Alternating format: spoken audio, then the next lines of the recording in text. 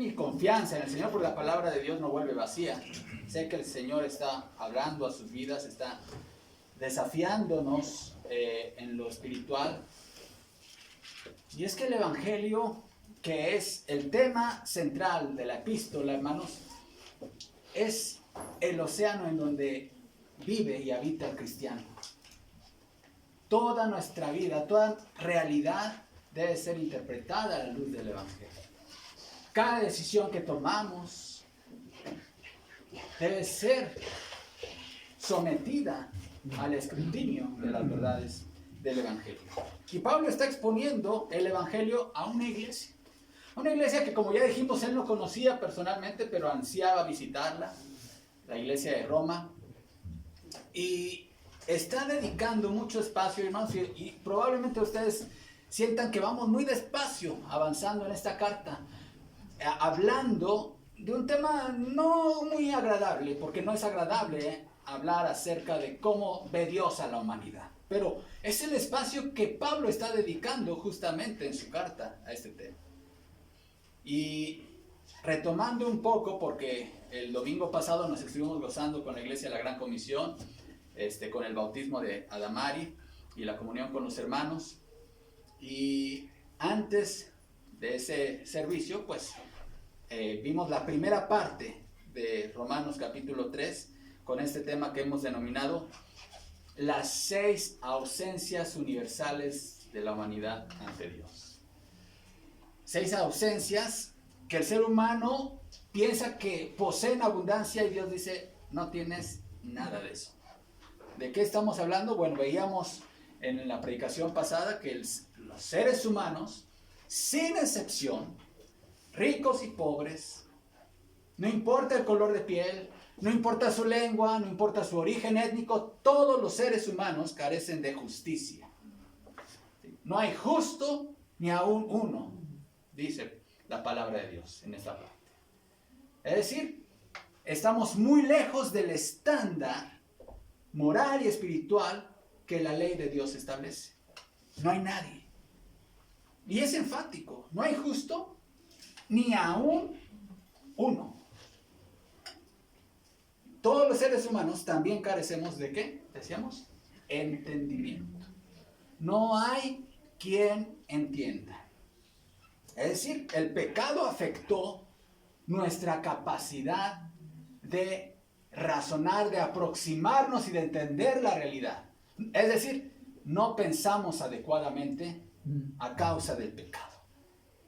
A eso se refiere esa expresión, no hay quien entienda. Eso no significa que el hombre no es capaz de tener grandes avances en la ciencia, en la tecnología y todo lo que vemos actualmente. Pero está muy lejos de que su mente funcione como debe funcionar. La tercera ausencia humana, universal, absoluta, es la ausencia de una afinidad hacia Dios. El hombre no apetece a Dios, la humanidad no busca a Dios. Dice la palabra de Dios, no hay quien busque a Dios. Apetecemos muchas otras cosas. El hombre que busca el placer. El hombre busca poder, dominio sobre otros hombres. Busca muchas cosas menos una relación con su Creador. Pero eso no acaba ahí. Y el día de hoy vamos a ver 3 ausencias más que nos dice esta epístola. Sigue diciendo el pasaje y les invito a estar en Romanos capítulo 3. Voy a dar lectura de los versículos 9 al 18. ¿Qué pues? ¿Somos mejores? ¿Somos nosotros? Y esto de nosotros se refiere a los judíos. ¿Somos nosotros mejores que ellos? En ninguna manera, pues ya hemos acusado a judíos y a gentiles que todos están bajo pecado, como está escrito. No hay justo ni aún uno. No hay quien entienda. No hay quien busque a Dios. Todos se desviaron. A una se hicieron inútiles. No hay quien haga lo bueno. No hay ni siquiera uno. Sepulcro abierto es su garganta. Con su lengua engañan. Veneno de áspides hay debajo de sus labios. Su boca está llena de maldición y de amargura. Sus pies se apresuran para derramar sangre. Quebranto y desventura hay en sus caminos. Y no conocieron camino de paz. No hay temor de Dios delante de sus ojos. Padre bendito, a ti me encomiendo en esta hora de predicación. Te ruego que tu palabra con su autoridad, con su poder, Señor, nos quebrante. Señor, que penetre hasta lo más profundo de nuestra mente, de nuestro entendimiento, de nuestro corazón, de nuestra voluntad, Señor. Y a través de tu palabra nos sigas transformando a la imagen de tu Hijo Jesucristo. Que Él sea exaltado, que su cruz sea proclamada, Señor. En Cristo Jesús oramos. Amén. Muy bien, ¿cuáles son las otras 3 ausencias de las que habla este pasaje? 3 ausencias más, además de que carecemos de justicia, de entendimiento y de afinidad hacia Dios, también la humanidad carece de una dirección correcta, de un destino correcto. La humanidad también carece de un propósito auténtico. Y en tercer lugar, la humanidad carece de bondad real. Esto lo vemos en las expresiones que encontramos en el versículo 12. Todos se desviaron a una, es decir, a una voz o por unanimidad de votos, se hicieron inútiles. No hay quien haga lo bueno, no hay ni siquiera uno. Vamos a ver la primera ausencia, o más bien vendría siendo ya la 4ª ausencia, de acuerdo a este pasaje. Todos carecemos, todos los seres humanos carecemos de una dirección correcta. En la Biblia, usted va a encontrar muchas veces la palabra camino, desde el Antiguo Testamento.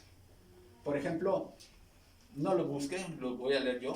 En Proverbios 12:15 dice: el camino del necio es derecho en su opinión, mas el que obedece al consejo es sabio.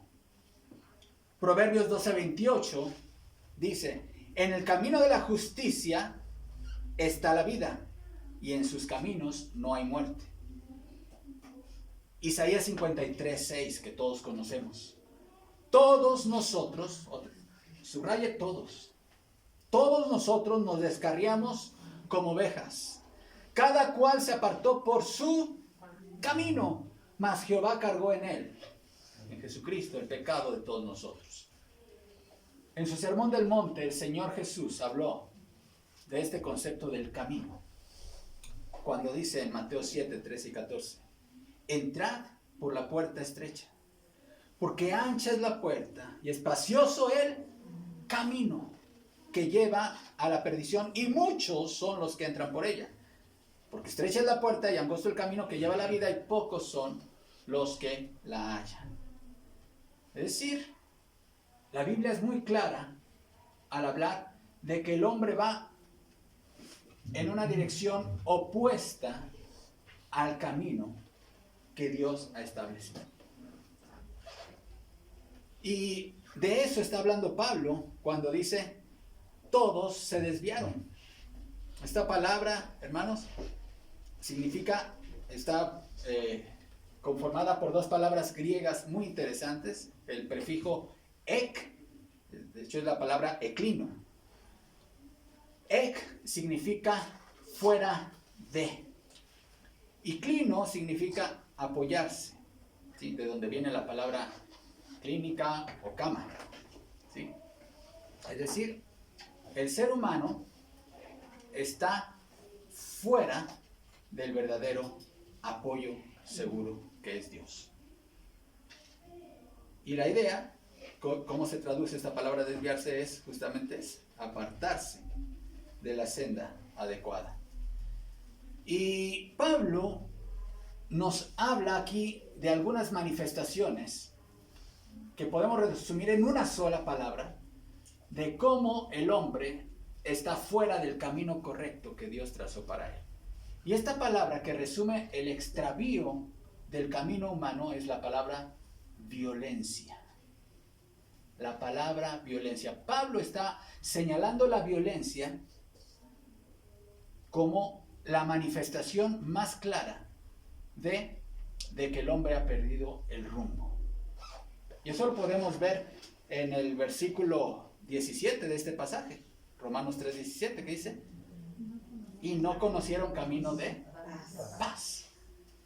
Moisés, cuando habla de cuando la humanidad llegó a un extremo y colmó la ira de Dios, hizo referencia también a qué, y toda la humanidad estaba llena de violencia.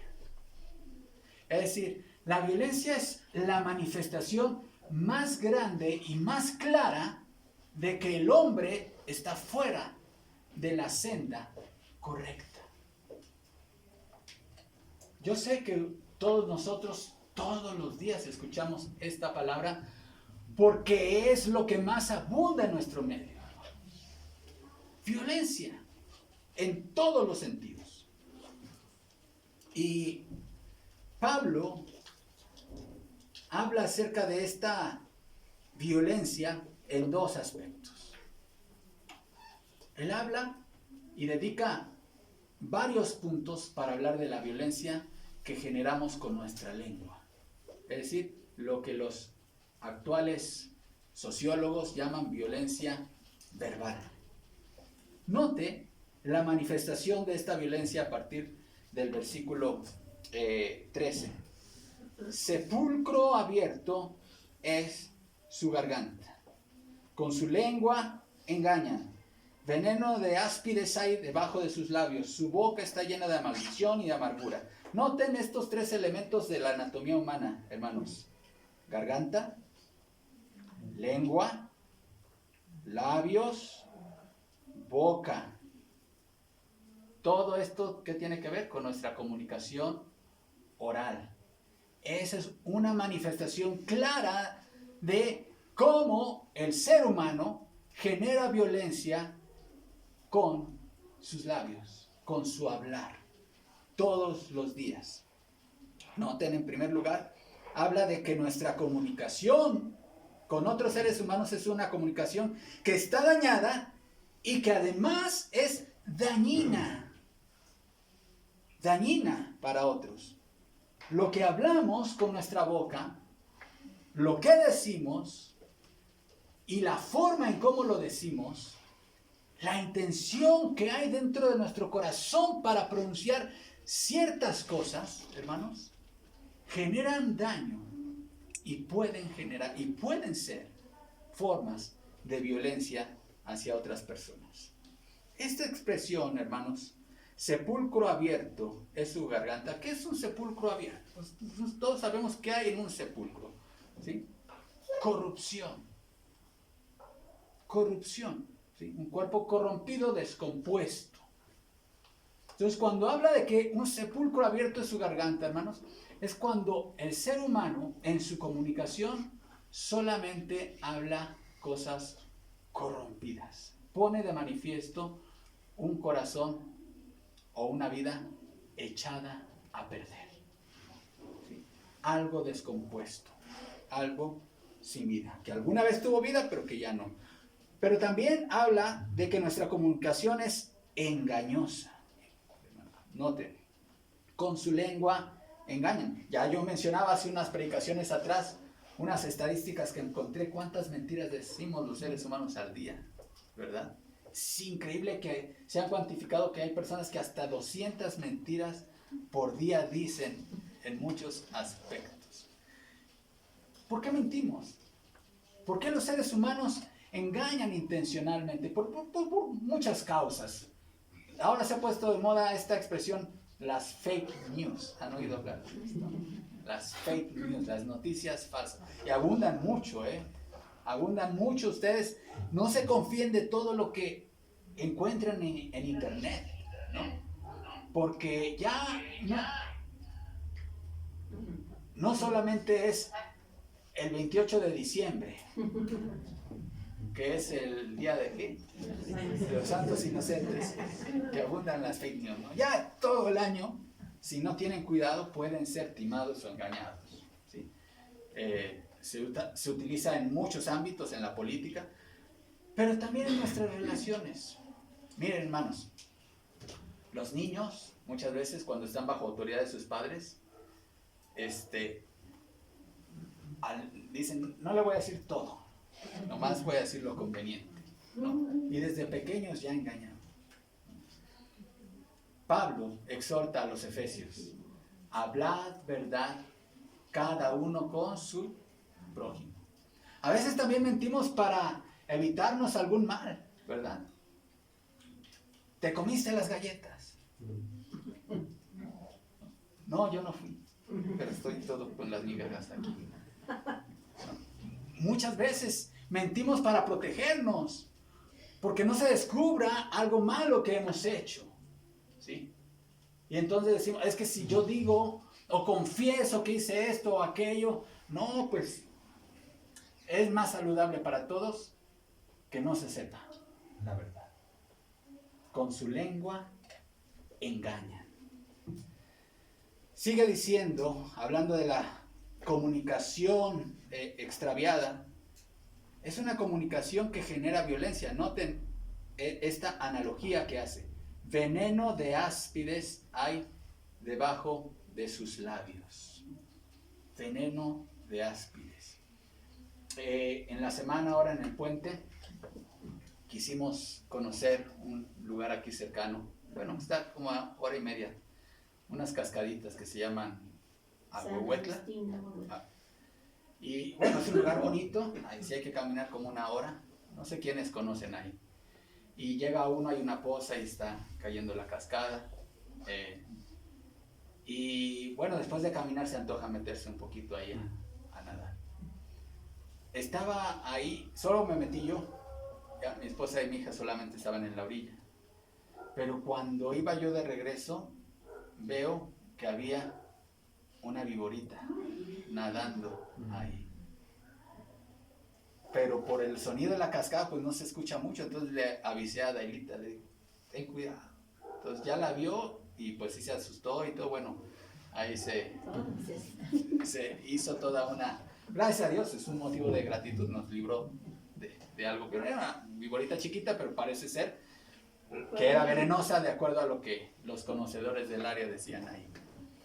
Todos huimos de las serpientes porque no queremos nada que ver con su veneno, ¿no? Pero aquí la palabra de Dios está comparando nuestro hablar corrompido de la humanidad con el veneno de una víbora. Santiago habla de el daño que podemos ocasionar y él pone otro ejemplo, el de un fuego encendiendo un bosque, ¿sí? Y los expertos en comunicación y en relaciones, y creo que la experiencia lo podemos nosotros comprobar, ¿qué causa más daño, hermanos? ¿La violencia física o la verbal? Muchas veces la verbal genera un daño y una herida más profunda que si te hubieran dado un golpe, ¿no? Si en lugar de que te haya dicho, esa persona puede ser tu padre, tu madre, o alguien muy cercano a ti, que te dijo algo muy hiriente, ¿no? Esa herida va a tardar en sanar, años. Que si te hubiera dado un golpe, a lo mejor hasta ya se te hubiera olvidado eso mucho. Porque la violencia verbal es muy, muy duradera. Y debemos de tener cuidado, hermanos, de que nuestra lengua, nuestro hablar no sea ni un sepulcro abierto, ni engañoso, ni tampoco un veneno de áspides. Noten, hermanos, sigue hablando de esta violencia verbal. Dice, su boca está llena de maldición y de amargura. La maldición, hermanos, nos habla de una ausencia de amor, porque tú no le vas a desear el mal a alguien a quien amas. Pero, hermanos, ¿cuánta violencia verbal vemos en nuestro medio? En donde sea, lamentablemente hasta al interior de las casas se vive violencia verbal. Y se le desea el mal al prójimo. Muchas veces hasta los integrantes de tu familia le has deseado el mal con tu lengua. De eso está hablando Pablo. ¿Por qué la maldición? Porque habla de un corazón amargado. hay amargura. Hay temas que no has corregido ahí delante de Dios, temas espirituales que no has corregido delante de Dios, que te han llevado a ser infeliz. No has conocido la verdadera dicha que hay en Cristo y entonces quieres que los demás también sean infelices como tú lo eres. Pero vean, hermanos, no solamente esto, sino que Pablo habla también, pasa a hablar de la violencia verbal a la violencia física. En el versículo 15, dice, sus pies se apresuran para derramar sangre. Hermanos, las estadísticas que tenemos nosotros son escalofriantes de la violencia que hay en nuestro medio. Lo peor que podemos hacer es acostumbrarnos a eso como algo normal. Apenas supimos, ¿no?, de cuál fue la noticia de la semana aquí en Puebla. En un estacionamiento de un centro comercial, 2 personas fueron baleadas. Qué bueno, que tenían temas, bueno, lo que sea, pero el hecho es de que así se arreglan las cuentas hoy en el siglo XXI, en este país, en esta ciudad, con balas. Sus pies, dice, se apresuran a derramar sangre. Esto pareciera que era en las épocas de la revolución, no, es hoy día, en el México de hoy.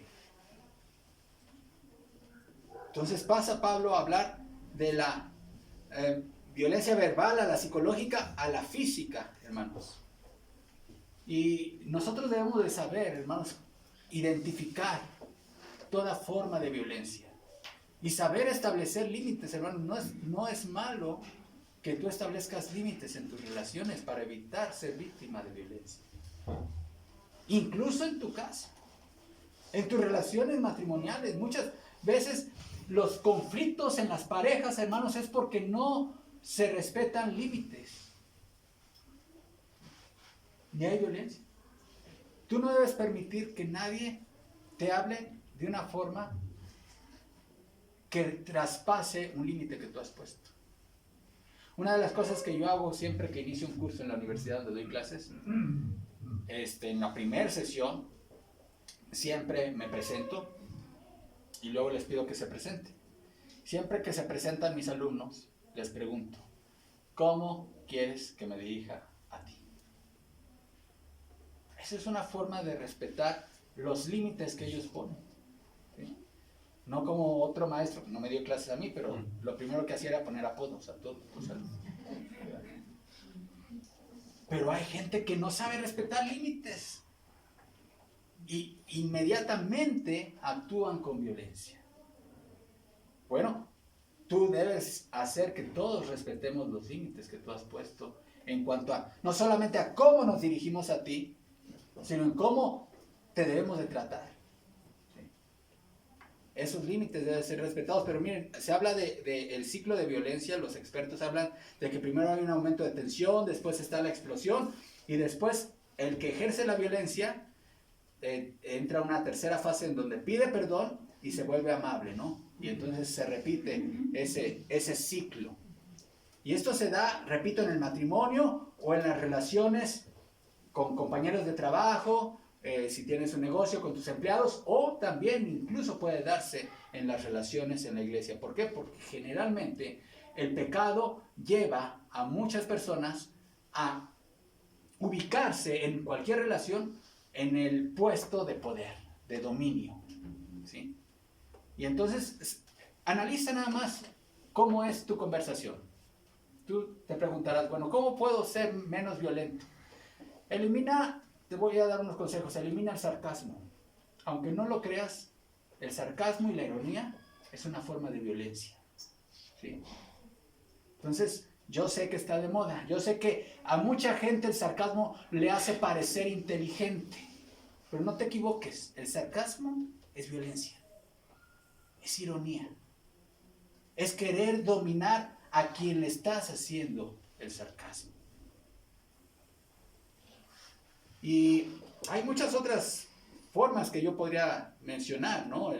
Mencioné hace un momento el apodo, que es otra forma de violencias y cuántas cosas más.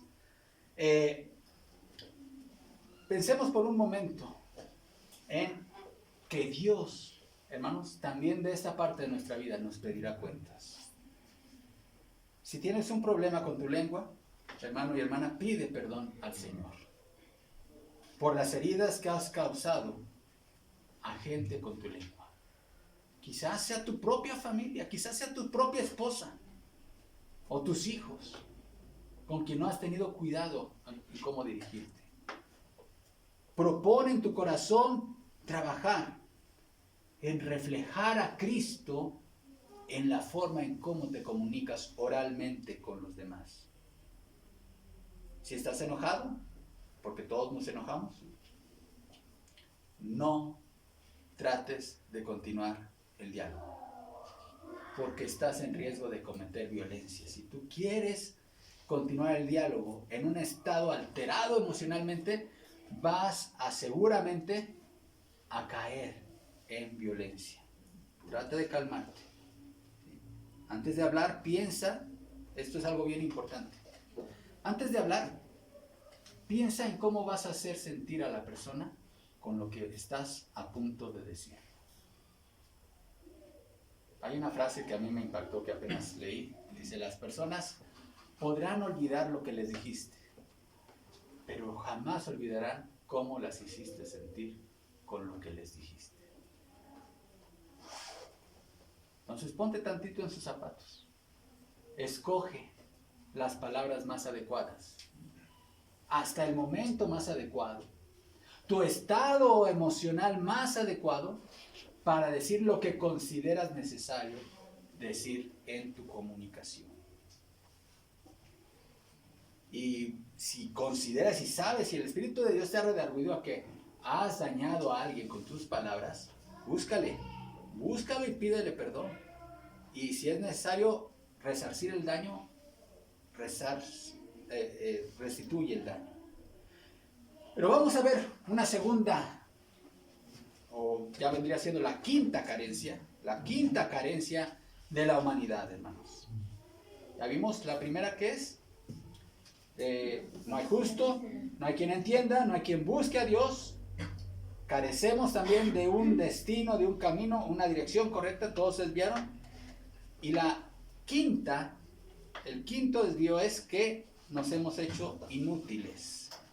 Esto nos habla de que todos los seres humanos, debido al pecado, carecemos de propósito genuino y auténtico, es decir, el propósito original. Esta palabra inútil, hermanos, es la palabra griega argeo, que significa arruinar, algo que se descompone o que se estropea, ¿sí? Como un artefacto electrónico de los que tenemos en casa, algo que servía y de repente pues ya no sirve para los mexicanos luego somos muy ingeniosos, ¿verdad? Y algo que fue fabricado para algo, después ya no sirve para lo cual sirvió, pero le encontramos alguna otra utilidad, ¿no es cierto?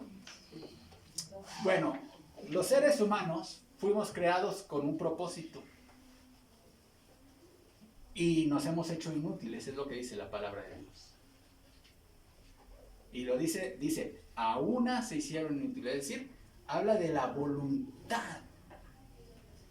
La voluntad.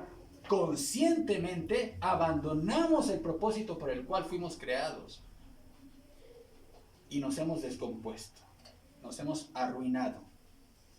¿Cuál es ese propósito? ¿Para qué existimos? Si alguien te pregunta, hermano, hermana, a ver, o alguien que no es cristiano, por ejemplo, te dice, oye, tú que eres cristiano, ¿qué les enseñan a ustedes para qué existimos los seres humanos? ¿Cuál es tu respuesta? Bueno, a mí me encanta cómo responde a esto un catecismo breve que manejan en la iglesia presbiteriana, ¿no? El ser, dice así más o menos, lo voy a tratar de decir en mis propias palabras, pero el ser humano existe para glorificar a Dios. Y en esa relación experimentar la felicidad. Ese es el propósito. La gloria de Dios, hermanos.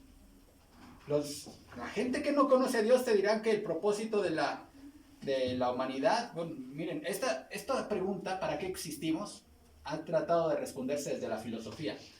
Muchos decían, bueno, el ser humano existe para experimentar el mayor placer. Otros decían, existe para conocer la dicha. Los biologicistas te dirán que la humanidad carece de propósito porque somos producto de un proceso evolutivo, ¿no? Pero nosotros conocemos para qué existimos.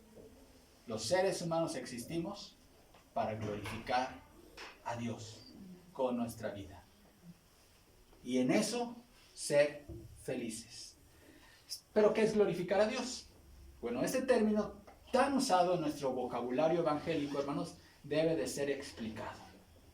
¿Qué significa que Dios sea glorificado en mi vida? Y esto nos lleva a la palabra gloria, la palabra hebrea Shekinah en el Antiguo Testamento, que es ese resplandor, magnificencia, brillo que hacía patente la presencia de Dios manifestada en el tabernáculo. La Shekinah nos hablaba, entre otras cosas, que Dios es muy diferente y muy distinto a nosotros. Nos habla de su majestad, de su santidad, de su grandeza. Como lo dice el himno, cuán grande es Él. De eso nos habla la gloria. Entonces, cuando hablamos, hermanos, de que nosotros fuimos creados para glorificar a Dios, quiere decir que todo lo que yo hago, todo lo que yo digo, todo lo que yo decido, debe de ¿qué? Indicar a todos los demás que Dios es grande, que Dios es glorioso, que Él es digno de toda alabanza. Vaya conmigo a Isaías 43:7. Isaías 43:7 nos dice cuál es el propósito por el cual fuimos creados. Y Dios está hablando aquí. Isaías 43:7 dice, todos los llamados de mi nombre, para gloria mía los he creado, los formé y los hice. ¿Para qué fuimos creados? Para gloria de Dios. Y nuestra vida, cuando nuestra vida no indica que Dios es grande, que Dios es maravilloso, que Dios es glorioso, estamos viviendo, nos hemos vuelto inútiles. Nos hemos vuelto inútiles. Nuestra existencia carece de sentido. En tercer lugar, la sexta carencia humana. Todos carecemos de bondad real. Regresamos a Romanos capítulo 3, versículo 12. Todos se desviaron, a una se hicieron inútiles. No hay quien haga lo bueno, no hay ni siquiera uno. Bueno, ya dijimos que todas estas ausencias, mucha gente puede no estar de acuerdo, incluso dentro del ámbito evangélico, hermanos. Muchos van a decir, a ver, espérame, aquí parece que no hay ningún destello de bondad, como que nadie hace lo bueno, nadie hace cosas altruistas. Ya dijimos la vez pasada, hermanos, sí hay cosas altruistas, hay gente que hace ayuda a los pobres, a los necesitados, hay quien dedica su vida a causas buenas. No lo negamos y el Evangelio no niega eso, pero ¿qué significa desde el punto de vista del Evangelio la expresión hacer lo bueno? ¿Qué es hacer lo bueno? Desde el punto de vista secular, hacer lo bueno significa no causar el sufrimiento a otros. Ese es el pensamiento que rige la mente del secularismo, quienes no creen en Dios. Dice, alguien bueno es aquel que no causa daño ni a otros seres humanos, ni a los animales, ni a la naturaleza. Hablando de la serpiente, ¿no? Hubo ahí, parece que era un ecologista que se indignó mucho de que la mataron, ¿no?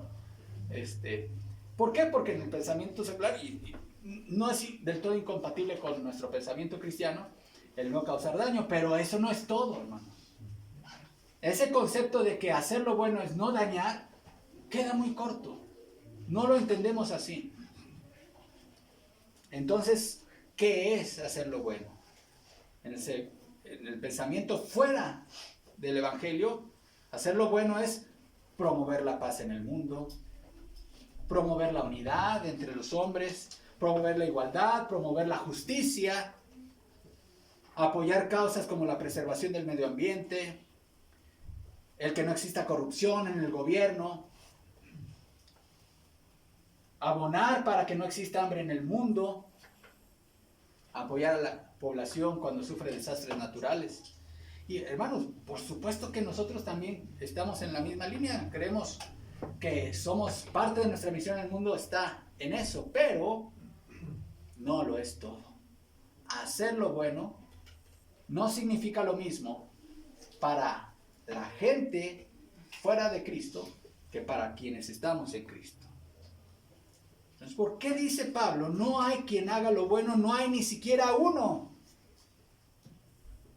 Mucha gente que vive vidas muy inmorales es altruista y aún sin considerarse identificada con la fe cristiana. Hay gente figuras públicas que se han declarado ateas, que han hecho más que tú y yo para combatir la pobreza y el hambre en el mundo. Y no creen en la existencia de Dios. Entonces, ¿por qué dice la Biblia que no hay quien haga lo bueno, no hay ni siquiera uno? Bueno, aquí va la respuesta, hermanos. Ponga atención. La respuesta está en el hecho de que una buena obra, cuando no se hace como un acto de adoración a Dios, esa obra buena, ante los ojos de Dios, no es una obra buena. ¿Sí me explico? Cuando un acto bondadoso no se hace para la gloria de Dios y en nombre de Cristo, ante los ojos de Dios es repulsivo. Las obras buenas de las que nos sentimos los seres humanos orgullosos, hermanos, no solamente no impresionan a Dios, sino que le causan una gran repulsión, como ya lo vimos en el texto de Isaías, ¿no? Si bien todos nosotros somos como suciedad y todas nuestras justicias como trapo de inmundicia. Eso es la bondad humana ante los ojos de Dios. Entonces, hermanos, estas obras buenas son en las cuales la gente pone su confianza para evitar el juicio de Dios. ¿Cuál será la aplicación en este punto? ¿Será acaso que Pablo está desalentando el que se hagan obras buenas en el mundo? No. No, absolutamente no. La intención de Pablo, hermanos, en esta enseñanza es establecer una realidad, que nos quede claro a todos los seres humanos que no hay justo ni uno, no hay quien entienda, no hay quien busque a Dios, todos nos desviamos, todos a una nos hicimos inútiles y que no hay quien haga lo bueno, no hay ni siquiera uno. Aún las cosas buenas que pensamos que hacemos no son buenas en el sentido de lo que Dios considera bueno. Y eso lo está estableciendo Pablo, porque Pablo quiere dejar en la mente y en la conciencia de sus lectores, tanto el sector judío como el sector no judío, de que el hombre ha violado la ley de Dios. De que el hombre no es tan bueno como piensa que lo es. Y esa tendencia, hermanos, a no considerarnos tan malo, prevalece también en la mente del ser humano moderno. ¿Por qué? Porque tendemos a compararnos con el narcotraficante, con el secuestrador, con el violador, con el que roba las autopartes, con el ladrón, con ese tipo de gentes. Pero, ¿cuál es la regla con la cual nos guía el Señor? Su santa ley. Su santa ley. y ahí todos estamos reprobados. Pero no solamente eso, sino que hemos violado la ley de Dios y sí tenemos un mérito, pero no es un mérito positivo. Lo que merecemos es la ira de Dios sobre nosotros. Y hermanos, cuando hablamos de que la ira de Dios se revela, como lo dice Pablo, sobre toda injusticia humana, no es nada más que tú, cuando mueras, vas a tener una conciencia de que, bueno, Dios, mi creador, está enojado conmigo. Y pues es un pensamiento terrible, pero no pasa nada, no.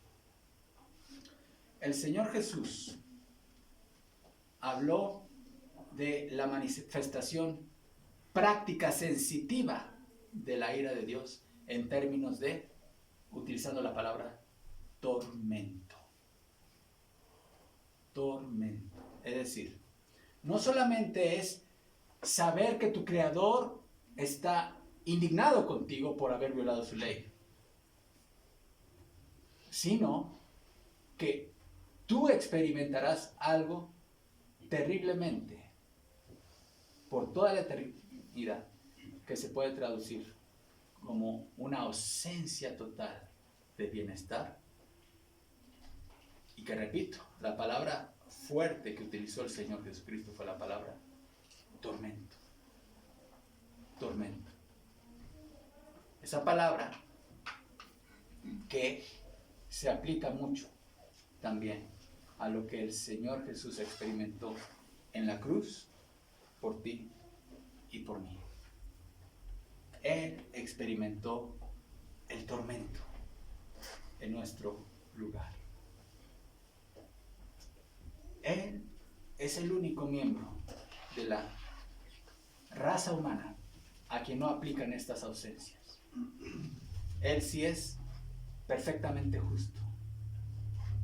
Nuestro Señor Jesucristo sí cumple perfectamente el estándar que exige la justicia y la ley de Dios. Su mente y su entendimiento es perfecto y no está dañado por el pecado. Su afinidad hacia el Padre lo dejó en claro una y otra vez durante su vida terrenal. Yo y el Padre uno somos, dijo. Él no solamente tiene una dirección correcta, sino que Él es el camino. Él es el camino. Él cumplió el propósito por el cual fue enviado por el Padre. Y Él realmente es el único ser humano que durante toda su vida hizo lo bueno. Lo que Él hizo durante toda su vida terrenal puede considerarse realmente bueno, porque lo hizo para la gloria del Padre. Ahora, ¿cuál es el llamado? Esto debe mover las fibras más sensibles de nuestros corazones, de tu mente, porque está hablando del aspecto no solamente legal, sino también psicológico de la culpabilidad humana.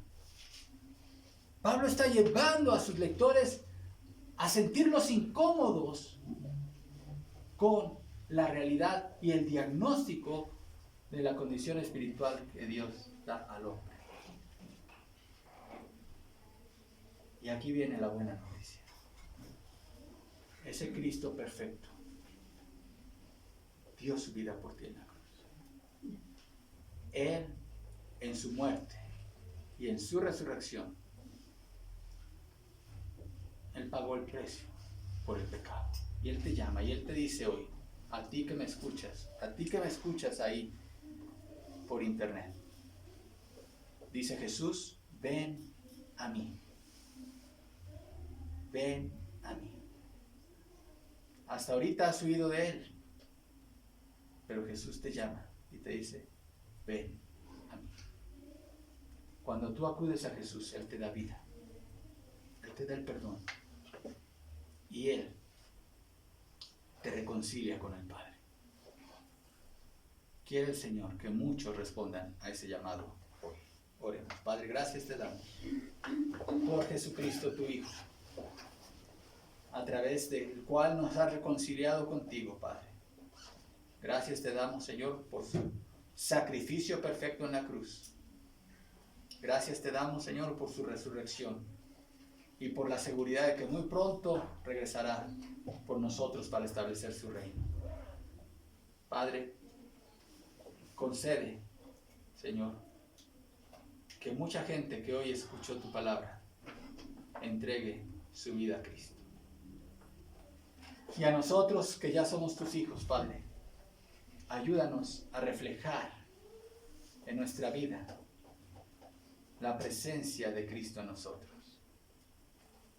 Ayúdanos, Padre, a que Cristo sea formado cada vez más y más en nuestro carácter, en nuestro hablar, en nuestras relaciones. Señor, danos tu gracia, danos tu poder y salva las almas. En Cristo Jesús. Amén. A continuación vamos a celebrar la Cena del Señor, mis amados hermanos.